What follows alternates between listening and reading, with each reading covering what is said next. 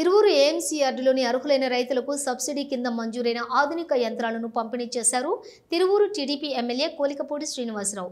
ఈ సందర్భంగా ఎమ్మెల్యే మాట్లాడుతూ మనం చెప్పుకునే ఐటీతో పాటు వ్యవసాయ రంగాన్ని కూడా ఆధునిక పద్ధతుల ద్వారా వ్యవసాయం చేస్తే అధిక ఉత్పత్తి, సమయం, డబ్బు ఆదా అవుతుందని నిరూపించిన వ్యక్తి మన చంద్రబాబు నాయుడు అని, ఆధునిక యంత్రాల ద్వారా రైతన్నలకు అనేక ఉపయోగాలు ఉన్నాయని, ప్రభుత్వం దీనిని దృష్టిలో పెట్టుకుని సబ్సిడీ కింద అర్హులైన రైతులకు యంత్రాలను పంపిణీ చేస్తుందన్నారు.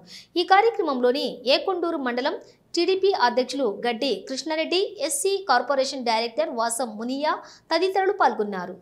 ఉమ్మడి ఆంధ్రప్రదేశ్ విడిపోయిన తర్వాత ఐటీ పరిశ్రమ లేదు, భారీ పరిశ్రమలు లేవు, మిగిలిందంతా కూడా వ్యవసాయం.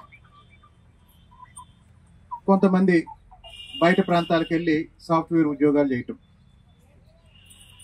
ముఖ్యంగా మన ఎన్టీఆర్ జిల్లాలో మన తిరువూరు నియోజకవర్గం పూర్తిగా వ్యవసాయ ప్రాంతం.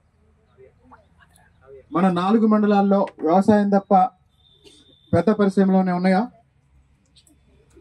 మరి అనేక తరాలుగా ఇక్కడ ఉన్నవాళ్ళు, మీ తల్లిదండ్రులు వ్యవసాయం మీదే బతికారు, మీ తరం కూడా వ్యవసాయం మీదే నడుస్తుంది. అయితే ఒక మార్పు ఏంటంటే, ఒక 30 ఏళ్ల క్రితం, ఒక తరం అంటే ఒక 30 సంవత్సరాలు, ఒక 30 ఏళ్ల క్రితం ఊళ్ళో ఉన్న వాళ్ళందరూ పొల పనులు చేసేవాళ్ళు.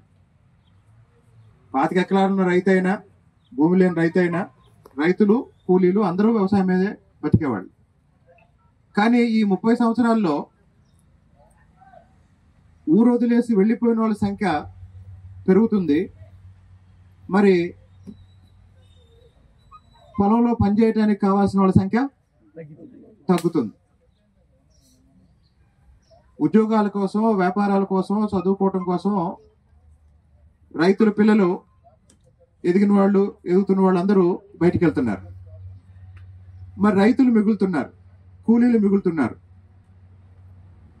ఎప్పుడైతే పనిచేసే వాళ్ళ సంఖ్య తగ్గుతుందో కూలీ రేట్ ఏమైంది?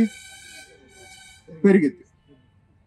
రెండోది, జనాభా పెరుగుదలకి అనుగుణంగా ఆహార ఉత్పత్తి కూడా పెరగాలి. మరి ఉత్పత్తి పెరగాలి, కూలీ పని చేసే వాళ్ళ సంఖ్య తక్కువ ఉంది అంటే అప్పుడు మనకున్న ఒకే ఒక మార్గం ఏంటంటే యంత్రాల సహాయంతో వ్యవసాయం చేయటం.